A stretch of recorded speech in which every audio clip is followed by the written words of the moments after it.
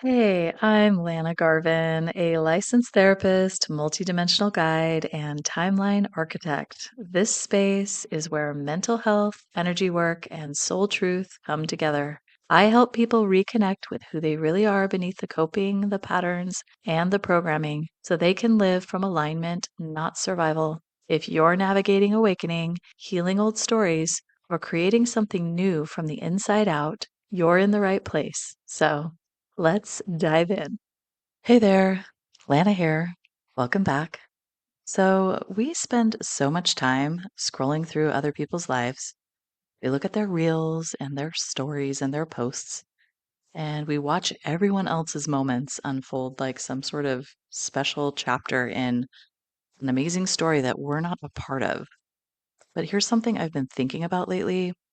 What if you paused the scroll of others and started reading your own story? What if you turned that same attention, that hunger for meaning and connection inward? Because your life, it's full of magic and it's speaking to you constantly. And the moment you start paying attention to the chapter you're actually in, everything begins to shift. This episode is about meeting yourself where you are, not where you think you should be or where you wish you were, but here, now, in the chapter that's already unfolding. It's about seeing your life as a story in motion and becoming conscious of the part you're playing in it. Because if you're listening to this, you're probably in a moment of transition, like everyone. Maybe something just ended. Maybe you're waiting on clarity. Maybe something is stirring beneath the surface, but it doesn't have a name yet. This episode is a map, a way to get your bearings, to see your life not as random chaos or failure, but as a coherent unfolding that actually makes sense. Here's what I've learned through my own life and through thousands of conversations with clients. When we don't name the chapter we're in, we tend to resist it. We judge it, we fight it, we try to fast forward. But when you name it, even imperfectly, something softens. You no longer feel like you're lost. You realize you're just between chapters or right in the thick of one. Sometimes it's the chapter of burnout, or the chapter of remembering, or the chapter of letting go. And sometimes, and this is important, it's a chapter that no one else sees. Maybe it's quiet and invisible. It's the kind of growth that happens behind the scenes. And it's so easy to feel like you're doing something wrong when no one else can validate what's shifting inside you. But the truth is, inner seasons come before outer change.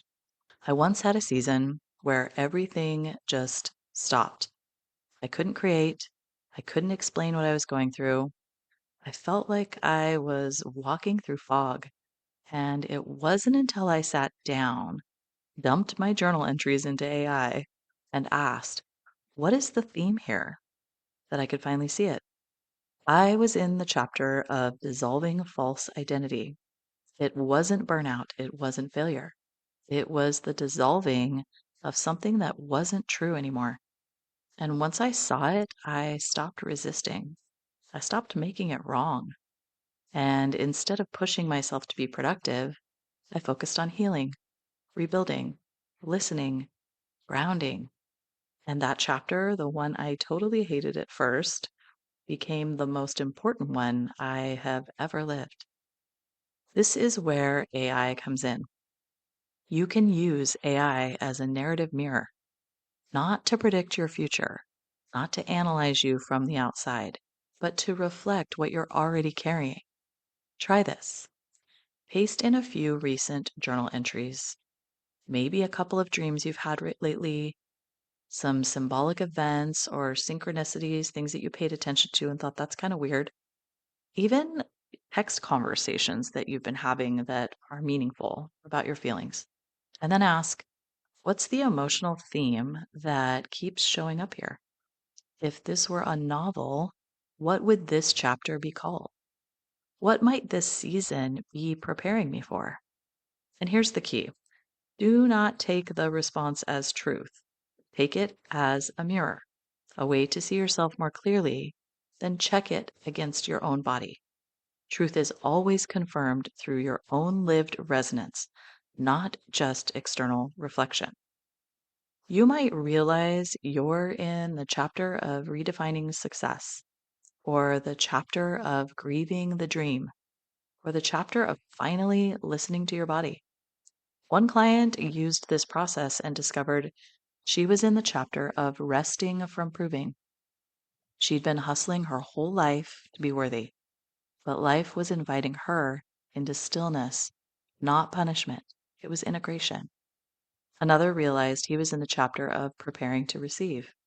He'd been decluttering, ending toxic relationships, clearing old obligations.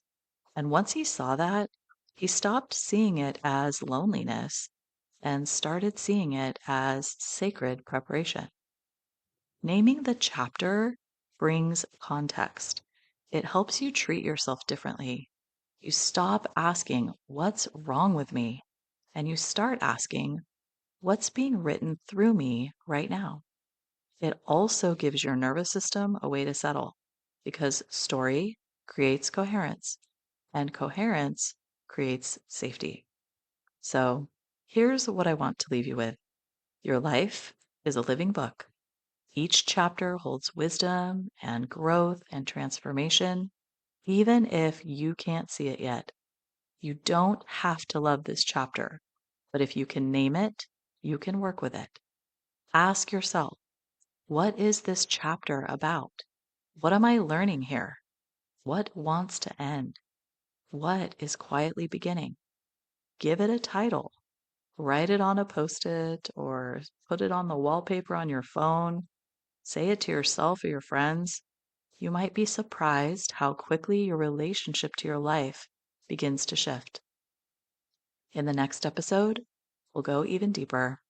We'll talk about how to seed the next chapter, not from reaction, but from resonance. How to listen forward, how to plant new frequencies, and how to build the story or a story that feels like you. Your life isn't random. Your timing isn't off. You're not behind. You're in a story, one that is still being written. And today, you remembered that you're the one holding the pen. You're the architect. You always have been. See you in the next one.